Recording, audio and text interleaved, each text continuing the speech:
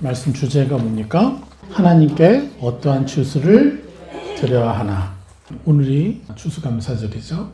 하나님께서 우리를 먹이고 살리셨죠. 그리고 무엇보다 우리에게 무엇을 주셨어요? 참 생명을 주셨어요. 영생하는 참 생명을 주셨어요. 이 참 생명을 주신 게 뭐예요? 우리로 하여금 또 다른 생명을 나누어 주어서 사람들로 하여금 그 생명을 소유하고 그 생명력을 누리라고 하신 것 아닙니까? 그래서 우리가 그 생명력을 전달해주고 우리가 살펴주면서 그들이 하나님의 생명력을 누려가는 그 모습, 그 열매, 이것을 우리가 하나님께 드리는 날이 바로 이 추수감사절이라는 거죠. 그래서 너무도 감사합니다. 우리가 앞에 있는 이 세상의 육적인 열매들을 하나님 앞에 이렇게 드렸지만 정말 하나님이 받고 싶어 하시는 것은 뭐예요? 우리 안에 있는 하나님의 생명력이 종교가 아니라 그저 교회 다니는 그리스도인이 아니라 정말 하나님의 형상이 나타나는 그리스도인으로 그러한 분들을 우리가 하나하나 세워서 올려드리는 것이 바로 진정한 추수인 것이죠. 우리가 무엇을 추수하라는 것인지를 명확히 알고 이 땅에서 살아야 되는 것입니다. 우린 추수꾼들이에요. 맞습니까? 추수꾼의 역할을 하지 못하면 사실은요, 우리가 아직은 온전한 그리스도인은 아닌 거예요. 물론 신분상은 그리스도인이 됐어요. 예. 그렇지만 그 신분을 가지고 있으면 그 신분이 누리는 권세가 있을 거 아니에요. 그 권세는 온전히 누리지 못하고 있는 거죠. 그래서 가정 안에서 하나님 형상이 나타나지 않고 성경에서 약속한 모든 축복을 우리가 누리지 못하는 원인이 바로 온전히 그렇게 하지를 못했다는 거죠. 그래서 참 생명을 추수하는 그러한 신분으로 우리를 인정해야 된다는 거죠. 그래서 오늘 말씀을 통해서 진정한 참 생명력에 대해서 마지막으로 좀 전달해 드리려고 합니다. 결론부터 말하면 첫 번째는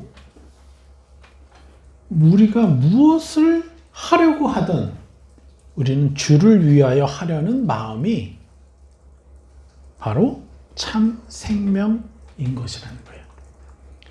무엇을 하려고 하든 주를 위하여 하려는 마음이 우리 안에 있어요? 그 간절함이 있어요? 간절함의 정도는 다르겠죠. 그런데 그게 생명력이라는 거예요.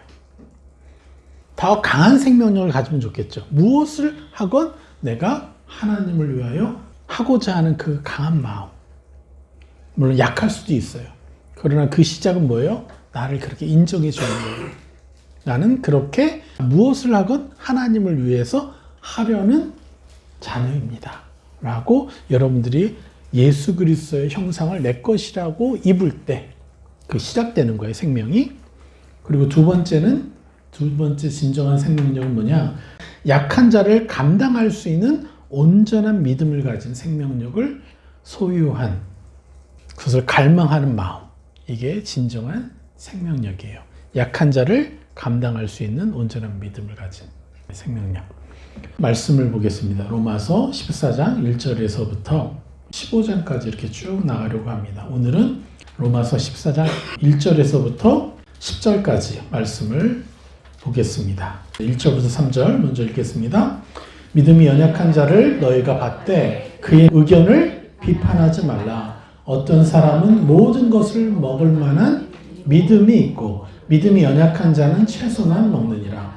먹는 자는 먹지 않는 자를 업신 여기지 말고 먹지 않는 자는 먹는 자를 비판하지 말라. 이는 하나님이 그를 받으셨음이니라. 아멘. 여러분, 이건 뭐에 대한 얘기입니까? 바로 먹는 거에 대한 얘기죠. 유대인들은 돼지고기를 안 먹죠. 유대인의 정결법이 있어요. 자기 집에 유대인 친구를 초청했어요. 예루살렘에서. 그러면 안 와요. 그 대신 안 오는 대신 그들이 자기네를 초청한다는 거예요. 그리고 초청해서 식사를 대접하고 그리고 나서 또 뭘 하는지 아세요? 두 가지 또 정결법이 있어요. 불로 싱크대나 요리한 모든 것을 지져요. 아니면 팔팔 끓은 물로 뿌려가지고 모든 식기들을 정결법으로 이렇게 또 세척하는 거예요. 그러니까 그들은 남의 집에 초청을 받을 수가 없는 거예요. 이렇게까지 하는 사람들이 어떻게 남의 집에 와서 식사를 하겠어요? 그죠? 그러니까 여기서 말하는 게 뭐예요? 어떤 사람은 모든 것을 먹을 만한 믿음이 있고 믿음이 연약한 자는 채소만 먹느니라. 그런데 먹는 자는 먹지 않는 자를 없이 여기지 말고 먹지 않는 자는 먹는 자를 비판하지 말라. 이는 하나님이 그를 받으셨습니다. 분명히 하나님이 이것도 되고 저것도 된다고 하는데 그들은 율법에 갇혀서 판단하고 있는 거예요. 그래서 뭐라 그래요? 1절에 믿음이 연약한 자를 너희가 받되 그의 의견을 비판하지 말라. 그러니까 이 유대적인 배경에서 예수 그리스도를 믿은 다음에 여기서 말하는 그 믿음이 연약한 자가 누구겠어요? 율법에 갇혀서. 아까 우리 윤동수 집사님 말씀하신 것처럼 22년 동안 예수님 믿었는데 얼마나 대단해요. 사실 이 간부잖아요. 예. 간부가 예수님 믿기란 쉽지 않거든요. 그렇죠. 우리 최한 집사님도 너무 잘 알잖아요. 예, 중국에서 자기가 간부로 있으면서 예수를 믿는다는 것 자체도 엄청난 핍박과 어려운 상황이 있는데 그걸 다 이겨내시고 예수를 믿었는데 문제는 뭐예요? 두려운 하나님을 믿고 있었다는 거죠. 예. 그래서 생각보다 내 삶에 하나님 아버지를 온전히 모실 수가 없는 그런 상황이었던 거죠. 그래서 여기서 말하는 믿음이 연약한 자. 믿음이 연약한 자는 뭐예요? 율법에 갇혀서 하나님의 형상에 대해서 율법에 갇히니까 그 형상이 변질되어서 온전한 하나님을 만나지 못한 상황에 있는 사람들을 연약한 자라고 얘기하는 거예요. 그런 연약한 자를 뭐라고 하는 거예요? 지금 너희가 받으라. 받으라는 건 뭐예요? 그들을 거절하지 말고 그들의 수준을 하찮게 여기지 말고 그들의 존재 자체를 존귀하게 받아들이라 라는 뜻이에요. 받되 그리고 또 뭐 하라 그래요? 그의 의견을 비판하지 말라 그래요. 그러니까 그들이 가진 사고가 한계적이잖아요. 제한적이잖아요. 마치 하나님을 알 때 몽학선생과 같은 수준의 그러한 시야로 하나님을 보고 세상을 보는 거예요. 그러니까 교회를 다녀도 쉽게 다른 사람이 잘못하면 저 바보 막 이러면서 함부로 판단하고 또 혐오하고 이게 일상적인 문화인 거예요. 하나님의 형상에는 어떤 누구도 우리가 무시하면 안 되잖아요. 그 사람 자체가 예수의 보혈로 완전한 하나님의 자녀가 된 존재인데 그런데 많은 사람들이 사람들을 무시하고 그것도 세상 사람이 아니라 교회를 다니면서 그리고 그의 의견을 수준 낮은 것으로 여기고 비판하는 거예요. 그런데 여기서 뭐라 그래요? 비판하지 말라 이렇게 얘기하십니다. 왜냐? 그가 가지고 있는 상태가 부족하긴 하지만 그가 최선을 다해서 하고 있는 것이라는 걸 우리가 인정해 줄 필요가 있는 것이죠. 다음 주에 로마서 15장 1절 말씀을 볼 텐데 한번 볼까요? 미리 한번 봅니다. 믿음이 강한 우리는 마땅히 믿음이 약한 자의 약점을 담당하고 자기를 기쁘게 하지 아니할 것이라. 예. 믿음이 강한 우리는 어떻게 해요? 우리가 믿음이 강하다는 증거는 뭐예요? 마땅히 믿음이 약한 자의 약점을 담당하는 거예요. 그 약점을 가지고 지적하고 너 왜 그래? 하면서 그를 형편없는 사람으로 몰아가는 게 아니라 그들의 약점을 우리가 어떻게 해요? 담당한다고 그랬어요. 받아서 올려드리는 거예요. 우리가 그들을 위해서 축복해주고 그를 계속해서 존귀하게 여겨드려서 그로 하여금 그 약점을 스스로 벗어버릴 수 있게 해주는 것이 약한 자의 약점을 담당하고 이 말씀인 거예요. 그러면서 뭐라 그래요? 자기를 기쁘게 하지 아니할 것이라. 요 자기를 기쁘게 하지 않는다. 요거는 다음 주에 설명해 드리겠습니다. 2절 뭐라 그래요? 우리 각 사람이 이웃을 기쁘게 하되 선을 이루고 덕을 세우도록 할지니라. 그들을 용납하고 그들을 돕되 어떻게 하라는 거예요?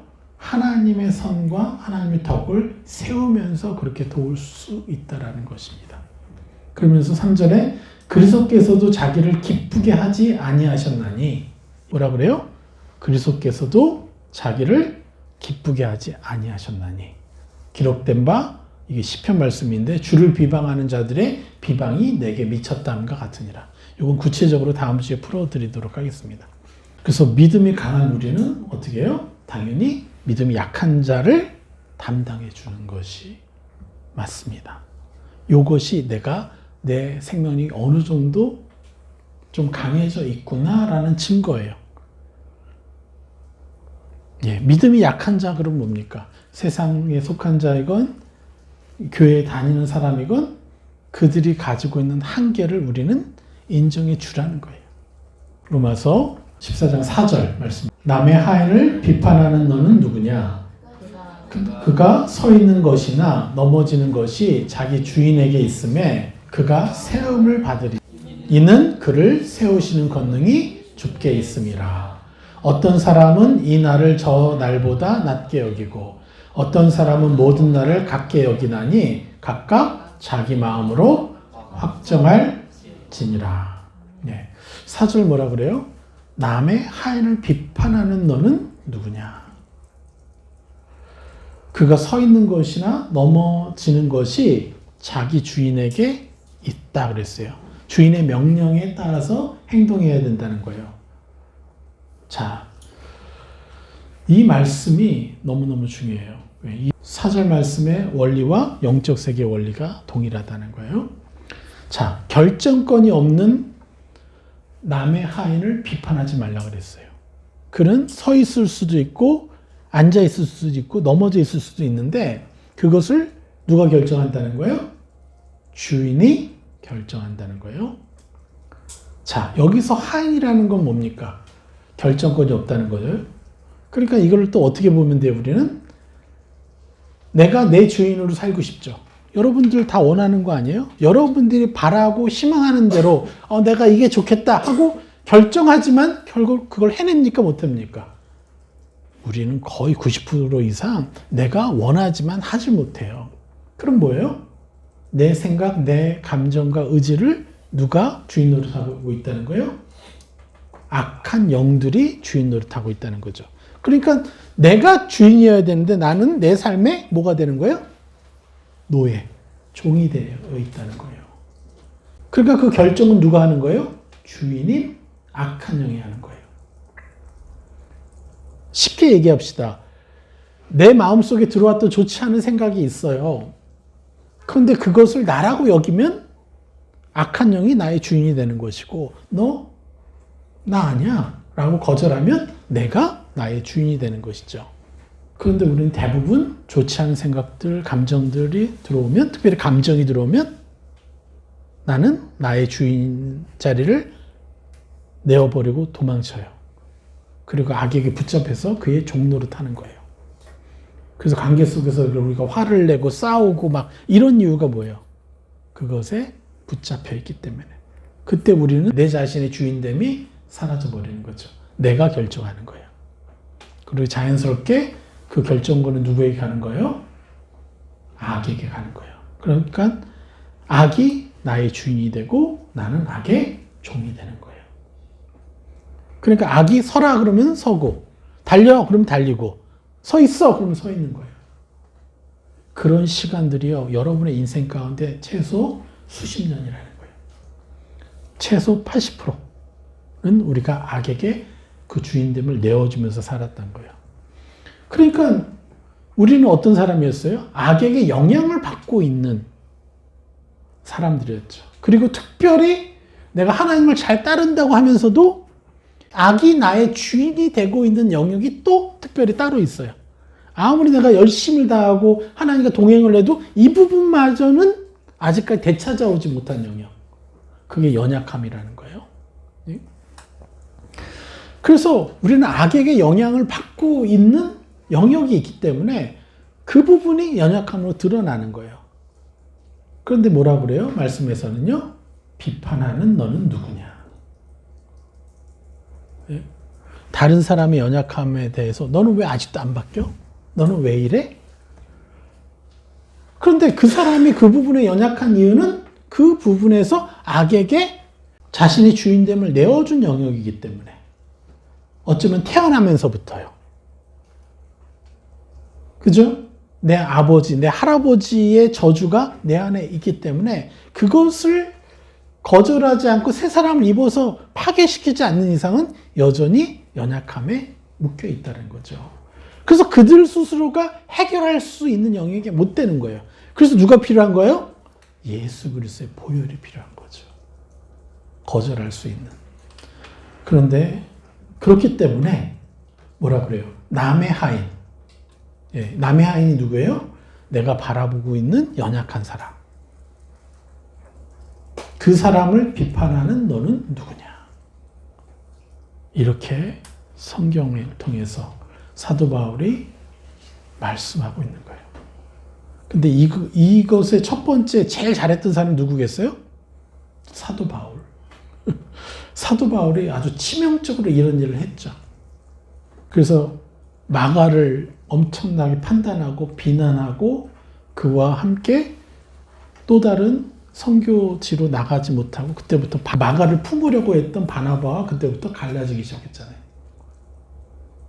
사도 바울이 나중에 깨달은 거야, 이게. 내가 잘못한 것이구나. 어쩌면 이게 너는 누구냐 할 때 너 바울은 누구냐 이렇게 고백했던 것이죠. 여러분 이해하십니까? 예. 왜냐하면 그들의 연약한 원인은 뭐라고요? 그 영역에 있어서 악이 주인 노릇하고 있기 때문에 그런 것입니다. 결정권을 입에 악에게 넘겨서 악의 하인으로 살아가고 있기 때문에 그들이 연약한 거예요. 이것을 우리는 인정해야 돼요. 그리고 그들을 비판하지 않고 그들을 축복하기 시작하면요. 누구도 축복할 수 있어요? 내 자신도 축복할 수 있어요. 그래서 여기서 놀라운 감사는 뭐냐면요. 4절에 그가 세움을 받으리니 이는 그를 세우시는 권능이 누구에게 있어요? 주께 있음이라. 할렐루야. 그래서 우리는 뭐예요? 하나님의 그 권능, 주의 권능을 우리가 이양받았잖아요. 예수 그리스도라는 이름을 통해서 하나님의 권능을 우리가 이양받았잖아요. 그래서 내가 그들에게 무엇을 입혀주느냐로 그들에게 옮겨지는 것이죠. 그러니까 우리는 너무나 놀라운 감사를 하나님께 드려야 되는 거예요. 예. 그런데 나마저도 저 사람의 연약함을 계속 판단하고 비난만 하고 있으면 어떻게 돼요? 그들은 변화되지 않는다는 거예요. 참 생명력이라는 것은 악에게 하인 노릇하고 있는, 종 노릇하고 있는 그 영혼들을 향해서 내가 하늘의 권능으로 저들에게 내가 아는 것, 내가 알고 있는 하나님의 형상, 높은 수준의 것을 그들보다 더 많이 알고 있어요? 뭐 하라는 목적이에요?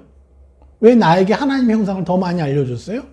그건 판단하라고 알려준 게 아니라 그들에게 하늘의 권능으로 그들에게 입혀주라고, 축복해주라고 하나님이 주신 거죠. 그런데 여러분들 저를 만나고 나서 특별히 많이 거룩해졌죠? 전보다 훨씬 많이 거룩해졌죠? 근데 거룩해졌는데 거룩해진 만큼 이게 시험거리가 돼. 왜 저 인간들은 저렇게 못 사는 거야? 또 이렇게 또 남을 판단하는 또 이 이상한 잣대가 되는 거예요. 진짜 강한 자는요, 겸손할 줄 알아야 돼요. 나도 배워서 이렇게 됐어요. 그죠? 아셔야 돼요. 여러분들이 이 자리에 나와서 참 복음을 배우고 삶이 변화될 수 있었던 원인은요, 하나님이 누군가를 통해서 여러분들을 위해서 기도해 줬다는 거예요. 아멘. 저 중고등학교 아이들이 등교하고 하교할 때마다 자기네들을 위해서 누군가 기도해 주고 있고 축복해 주고 있다는 걸 알까요? 학생들이? 우리 이정성 권사님이 창문 열고 아침 저녁마다 애들 왔다 갔다 하면 축복해 주잖아요. 우리는요, 누군가의 기도를 받았어요. 그래서 우리도 뭘 해야 돼요? 내가 알지 못하는 사람들이지만 내 눈에 보이는 사람들을 나는 축복해 줘야 되는 거예요. 네? 여러분이 버스를 탈 때마다 하나님 이들이 참 하나님을 인격적으로 깊이 만나고 성령님과 동행하고 불만과 불평과 판단이 아니라 감사와 축복을 하는 자녀들이 되게 해주셔서 감사합니다. 아멘. 여러분 계속 그렇게 길을 지나면서 너무 핸드폰 하느라고 중보할 시간이 없어. 버스에 앉아가지고 얼마든지 기도할 수 있는데, 전철을 타면서 얼마든지 기도할 수 있는데, 길을 가면서도 얼마든지 기도할 수 있는데 우리가 시간을 뺏기는 거예요. 자, 이게 바로 우리가 해야 될 일이에요. 하나님은 하나님의 권능을 누구에게 이행해 줬다고요? 여러분들에게. 예수 그리스도를 믿는 그 사람들에게 하나님이 그 권능을 이양해 주었다는 거예요. 할렐루야. 그래서 하나님의 권능을 우리에게 이양해 주셨기 때문에 우리는 뭘 해요? 예수 그의 이름을 사용해서 연약한 자들을 비난하지 않고 세워주어야 되는 거예요. 그리고 그들을 비판하는 것이 바로 하나님의 권능을 내가 무시하는 것이 되는 거예요. 여러분 이해하셔야 됩니다. 도저히 이해가 안 되죠. 나한테 계속 상처 주는 사람들을 볼 때마다, 특별히 가정 안에서 왜 그럴까 왜 그럴까. 그런데 여러분 그들과 그들의 주인 노릇하고 있는 악한 영을 분리해서 보셔야죠. 그래서 그 악하고 싸워야지 여러분이 사랑하는 가족들과 싸워서는 안 되는 거예요. 네? 그래서 남의 하인을 비판하는 너는 누구냐라고 명확하게 지금 얘기하고 있는 거예요. 네. 여러분이 알죠? 여러분들이 얼마나 노력해 왔는지. 100번 화낼 것 한 번이라도 축복했으면 여러분은 정말 성공한 겁니다. 근데 그것이 점점 늘어나겠죠. 그러면서 5절 뭐라 그래요? 어떤 사람은 이 날을 저 날보다 낮게 여기고 어떤 사람 모든 날을 같게 여기하나니. 여기 같게 여기다는 것은 구별한다는 뜻이에요. 크리노. 이게 이제 완전히 번역이 잘못됐어요. 헬라어 원어는 같게 여기다는 뜻이 아니라 크리노를 썼어요. 구별하다라는 뜻이에요. 그러니까 이 날이 내게 더 중요해. 저 날이 내게 중요해. 이것을 사람들이 평가한다는 거예요. 이거는 이제 다음 주에 더 명확하게 설명해 드리도록 하겠습니다. 그러니까 이 일이 더 중요하고 저 일이 덜 중요하고 저 사람이 더 중요하고 이 사람은 덜 중요하고 이런 식으로 내가 구별하려고 한다는 거예요. 악의 공격에 의해서. 그런데 뭐라 그래요? 각각 자기 마음으로 확정할지니라 라고 얘기합니다. 이것도 스스로 결정하라는 것인데 누가 결정해야 되겠어요? 성령이가 결정해야죠. 자, 6절 보겠습니다. 오늘의 메인 말씀인데 나를 중히 여기는 자도 주를 위하여 중히 여기고 먹는 자도 주를 위하여 먹으니 이는 하나님께 감사하며 먹지 않는 자도 주를 위하여 먹지 아니하며 하나님께 감사하느니라. 이게 뭐겠어요? 예전에 저는 군에 있을 때 제가 크리스찬이었기 때문에 술을 절대 먹으면 안 된다라고 확신을 가지고 있었어요. 그런데 저희 군대가 좀 특수한 곳이었어요. 별들이 많은 곳이에요.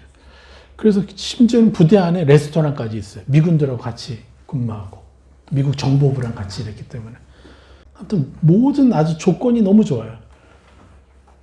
그런데 그 레스토랑에서 수고한다고 우리 중대에 이제 우리 중대장님 위해서 막걸리하고 이제 파전을 붙여 온 거예요. 그러니까 이제 중대장님이 저를 불러서 너 후임들 같이 불러서 행정반 사람들 불러서 같이 먹자 그러더라고요. 그래서 알겠습니다. 그리고 딱 나와서 내 후임들만 딱 들어보내고 나는 안 들어갔어요. 왜요? 난 그때까지 크리스찬이기 때문에 술 마시면 절대 안 된다라고 확신했기 때문에 내 믿음이었죠. 안 들어갔어요. 그러니까 어떻게 되겠어요? 또 이제 중대장한테 찍힐 수도 있는 거죠. 예. 근데 그런 걸 각오하면서 저는 내가 확신하는 일은 해냈어요. 그래서 딱 들어갔더니 이제 나중에 이제 치우러 들어갔더니 중대장님이 저를 바라보는 이 눈빛이 좀 이상한 거야. 기분이 안 좋으신 거야. 그런데 이게 결과적으로는 저게 엄청난 축복이 됐어요. 나중에 이분이 저를 전적으로 믿어주는 그러한 이제 사건의 또 원동력이 됐는데 어쨌거나 저는 그게 믿음이라고 생각했어요. 근데 지금 같으면 저 어떻게 할 것 같아요? 저는 같이 막걸리 마시면서 같이 얘기해 줄 수 있어요. 사람이 중요한 건데 저는 제 믿음 지키기가 중요한 거였어요. 참 이게 어리석더라고요. 네. 그 믿음도 하나님 받으셨겠지만 진짜 중요한 건 뭐예요? 그 사람을 존귀히 여겨드리는 건데. 성경에서 뭐 술 취하지 말라 그랬잖아요. 그 뭐 막걸리 뭐 한 박스를 가져온 것도 아니고 한 두어 병 갖고 와서 몇 명 먹는데 그거 먹고 술 취할 것도 아닌데 저는 그만큼 하나님이 말씀하시는 걸 두려움으로 생각했던 거예요. 이거 안 지키면 하나님이 나한테 복을 안 주실까 봐. 그때 우리는 어떤 사람이에요? 내가 하나님께 복을 받을까 안 받을까 막 전전긍긍하는 사람이에요? 아니면 내가 저 사람에게 어떤 복을 줄까요? 라고 고민하는 사람이에요. 우린 저 사람을 어떻게 사랑해주고 어떻게 더 존귀하게 여겨드릴까요?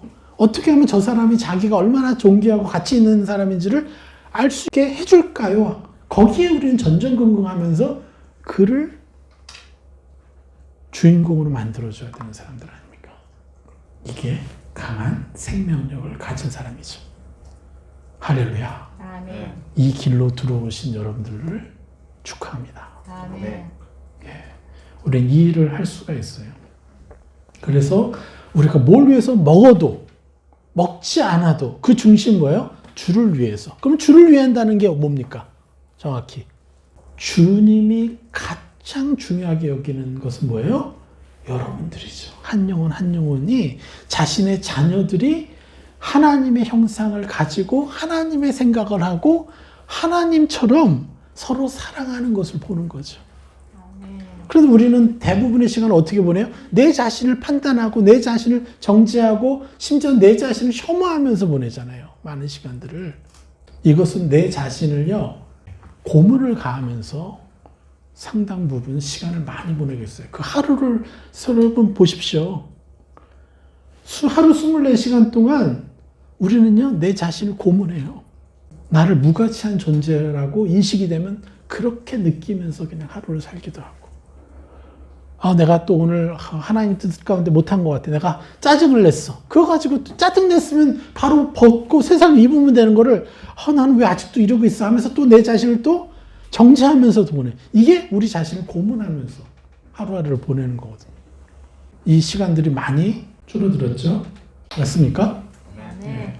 그래서 7절 뭐라고 합니까? 우리 중에 누구든지 자기를 위하여 사는 자가 없고 자기를 위하여 죽는 자도 없도다. 여러분 여기서 누구든지라는 단어는 헬라어 원전에는 없어요. 그래서 로마에 있는 성도들에게 우리 중에는 자기를 위하여 사는 자도 없고 자기를 위해 죽는 자도 없다. 다 너무나 완벽하다. 이렇게 되는 거잖아요. 그렇진 않죠. 원어 자체에도 누구든지라는 말은 없어요. 그런데 여기서 핵심은 뭡니까? 우리 중에 자기를 위하여 사는 자가 없고 자기를 위하여 죽는 자도 없도다. 이 말인즉 하나님의 성도들은 자녀들은 자기를 위해서 살지도 않고 자기를 위해서 죽지도 않는다. 이렇게 말씀하고 계시다는 거예요. 네. 여기서 죽다라는 건 뭡니까? 헬라어로 아포드네스코. 자, 우리 고린도전서 그 다음 거 봅시다. 15장 31절 같이 읽을까요? 형제들아 내가 그리스도 예수 우리 주 안에서 가진 바 너희에 대한 나의 자랑을 두고 단언하노니 나는 날마다 죽노라. 여기서 날마다는 헬라어 뜻이 뭐냐? 24시간. 네. 그래서 사도 바울이 뭘 했다는 거예요? 24시간 내내 죽었다라고 얘기해요. 자기를 죽였다라는 거예요. 그러니까 여기서 죽다라는 건 뭐예요? 주를 위해서 죽는다는 건 나에게 계속해서 새 사람을 입힌다. 내 안에 들어오는 온갖 좋지 않은 생각, 감정, 내 자신을 혐오하게 하고 내 자신을 마음에 들게 하지 못하는 모든 것들은 너나 아니야라고 죽여버리는 거예요. 이것을 사도 바울이 했다는 거죠. 전에는 사실 제가 이렇게 생각했어요. 제가 이런 찬양을 좋아해요. 살아도 주를 위하여 살고 죽어도 주를 위한 것이니 뭐 이렇게 이 찬양 있죠. 그래서 저희 진짜 선교지에서 저희가 방음 장치를 좀 해놓고 저희가 찬양할 때요, 우리 고래고래 소리 지르면서 이렇게 찬양했어요. 이거 옆에서 세면요, 공안들이 들이닥쳐가지고 우리 다 붙잡혀 가는데도 죽어도 좋습니다 하고 막 선포했어요. 그랬더니 어떤 선교사님이 우리 예배에 참여했다가 저 미친 사람이라고. 조용히 드려도 될까 말까 한 곳에서 저렇게 고래고래 소리 지른다고. 그런데 놀라운 것은요, 제가 뭐 다른 목적이 있어서가 아니라 순전함 때문에 제가 항상 추방 영순이었거든요. 그 지역에서. 사역도 크고 막 열매도 많이 나니까. 그리고 이성적으로 예배 안 드리잖아요. 막 우리가 조용히 예배 드려야 될 텐데 막 선포하면서 막. 그런데 저만 추방 안 하는 거예요. 하나님 다 보호해 주세요.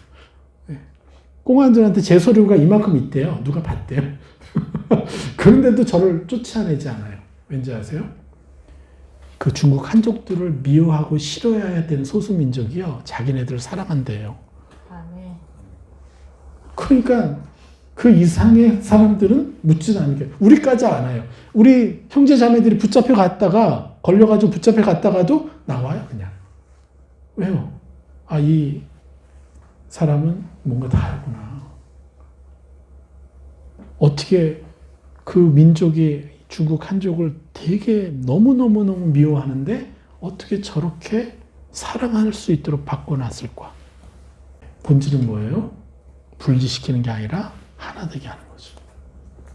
어쨌거나 저는 이제 이게 중요하다고 생각했어요. 막 이렇게 사역하고, 뭐 공안들이 와서 잡아가도 난 상관없어 막 이러면서 사역하는 것이 믿음이라고 생각했어요. 그러면서 내 아내한테 짜증내고 다른 사람들 판단하고 이러했던 시간들이 있었죠. 자, 죽는다는 건 뭡니까? 악의 형상을 내가 아니라고 얘기하는 거예요. 자, 이제 여러분들 이제 판단 대신에 많은 축복을 하고 있어요, 지금. 그렇죠? 그런데 이제는요, 조금 더 정교하게 내가 나를 더 존귀하게 여기지 못하고 있는 부분이 뭘까? 나를 함부로, 나를 연약한 자라고, 하나님의 뜻에 합당하지 않은 자라고 여겨지는 모든 생각, 감정들을 서서히 아주 내가 알 듯 말 듯, 느낄 듯 말 듯 나를 이렇게 공격하는 그 속삭임들을 여러분 민감하게 죽여야 된다는 거예요. 그때마다 계속해서 내가 얼마나 찬란하고 얼마나 놀라운 존재인지를 인정하라는 것이에요. 그래서 우리는 뭐래요? 8절에 우리가 살아도 주를 위하여 살고 죽어도 주를 위하여 죽나니 그러므로 사나 죽으나 우리가 주의 것이로다. 아멘. 여러분, 여러분의 이 24시간을 여러분의 것이라고 생각하지 마십시오. 여러분의 인생은요, 하나님의 것이에요. 그러니까 하나님 원하시는 게 뭐겠어요? 여러분 자신에게 린치를 가하는 거예요? 여러분 자신 형편없는 자라고 인정해 주는 거예요? 동의해 주는 거예요? 감정적으로? 아니죠. 주를 위해 죽는다는 건 뭐예요? 너 나 아니야. 죽이고 주를 위해서 산다는 게 뭐죠? 하나님의 찬란한 형상이 납니다. 나는 이전보다 더 많은 사랑을 할 수 있고, 이전보다 더 친절할 수 있고, 이전보다 더 하나님의 시야로 사람들을 섬길 수 있고, 세상의 것보다 하나님의 것을 더 즐거워하는 자고, 계속해서 나에게 그렇게 하늘의 것을 침노해 줄 때 주를 위해서 사는 것이죠. 이제껏 우리가 이 말씀을 어떻게 읽었어요? 우리가 살아도 주를 위하여 살고 죽어도 주를 위하여 죽나니 나 순교 당할래. 저는 그런 심정으로 선교지에서 그렇게 했었어요. 만약에 제가 순전하지 않았다면 저는 끝났을 거예요. 그때 수준이 몽학 선생이었죠, 정말. 그냥 순전한 거, 진심 뗀 거 하나 때문에 하나님 다 보호해 주셨던 거지, 지금 생각해보면 참 어리석었다라는 생각이 들어요. 그럼에도 불구하고 그 가운데 하나님 엄청난 기름 부음이 있었어요, 또. 그래서 한국에서 선교 여행으로 오신 분들이 저희 예배에 참여하면 그냥 너무 놀라서 엄청 은혜 받고 가고 막 그랬죠. 저는 그게 전부인 줄 알았어요. 근데 그렇지 않다는 거예요. 진짜 사람을 살리는 것은 뭐예요? 이런 것이라는 거예요. 읽고 넘어가겠습니다. 자, 9절. 이를 위하여 그리스도께서 죽었다가 다시 살아나셨으니 곧 죽은 자와 산 자의 주가 되려 하심이라. 예, 산 자와 죽은 자의 주가 되려 하심이라. 이것도 다음 주에 설명해 드리고요. 10절. 내가 어찌하여 내 형제를 비판하느냐? 어찌하여 내 형제를 업신여기냐? 우리가 다 하나님의 심판대 앞에 서리라. 예, 요 심판대도 오역이에요, 완전한. 이 10절은 명확하게 알고 계셔야 돼요. 하나님의 심판대 앞, 심판대라는 단어가 아니에요. 그 원어는 베마. 근데 그것이 뭐냐면요, 한 걸음이라는 뜻이에요. 그러니까 하나님의 한 걸음 앞에 선다라는 뜻이에요. 여러분, 하나님 앞에 서는 게 심판받는 거예요? 아니면 사랑받는 거예요? 이렇게 잘 안 들려? 심판받으려고 하나님의 얼굴 앞에 서는 거예요? 하나님의 찬란의 형상을 알고 은혜를 누려서 그 안에 포근히 안기려고 그 앞에 서는 거예요. 여기서 완전한 오역인 거예요. 내가 어찌하여 내 형제를 비판하나 어찌하여 내 형제를 업신여기느냐? 우리가 다 하나님의 얼굴 앞에 서리라. 그러면 너희들이 안다는 거예요. 저들이 비판할 대상이 아니고 우리의 혐오의 대상이 아니고 업신여기는 대상이 아니라 내가 더 섬겨주어야 될 대상이었군요. 이것이 우리를 심판하려고 주는 메시지가 아니라 하나님 앞에 온전히 서면 알게 될 것이다. 저들이 왜 저렇게 연약할 수밖에 없는지를. 그러면 그때부터 우리는 뭘 해요? 입혀줄 수가 있게 되는 것이잖아요. 예. 그래서 이 부분을 명확히 이해하시고 우리는 진정한 참 생명을 누리는 그러한 사람들을 세우는 그런 추수를 해야 됩니다. 아멘. 예. 그래서 우리가 열심으로 또 계속해서 하나님과 동행하면서 내가 왜 판단하고 있을까가 아니라 하나님을 통해서 무엇을 죽이고 무엇을 살릴까 집중해 봅시다. 아멘. 그래서 참 추수를 하나님께 드려봅시다.